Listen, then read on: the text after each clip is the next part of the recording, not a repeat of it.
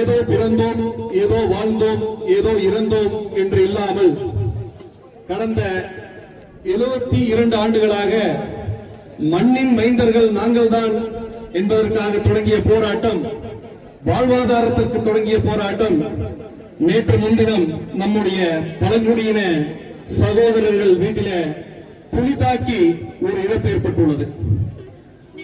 வாழ்க்கையின் வாழ்வதற்கே அச்சம் நிலவிக் கொண்டிருக்கிறது. இப்போது அந்த மாதிரி இன்னைக்கு இருக்கக்கூடிய தற்சமய சூழ்நிலைகள், என்றோ நிறுவப்பட்ட ஒரு அணை கட்டும் நிகழ்வை இன்று பல்வேறு விதத்திலே நம்மேல் திணித்துக் கொண்டிருக்கிறார்கள்.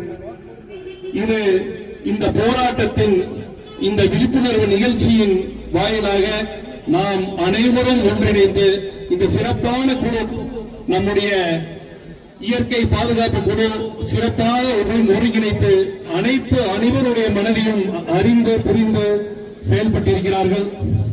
மக்களாகிய நாம் ஒன்றை மட்டும் சிந்திக்க வேண்டும்.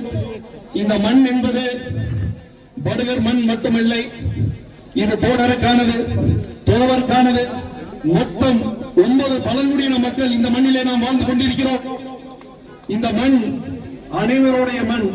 இந்த மண், இந்த அணை கட்டும் பொழுது தோடருக்கோ படுகருக்கோ அந்த 9 பழங்குடியினர் மக்களுக்கு மட்டும் பிரச்சனை இல்லை, அங்க வாழக்கூடிய காலனியில் இருக்கக்கூடிய நம் சகோதர சகோதரிகளுக்கும் இந்த பிரச்சனை இருக்கிறது.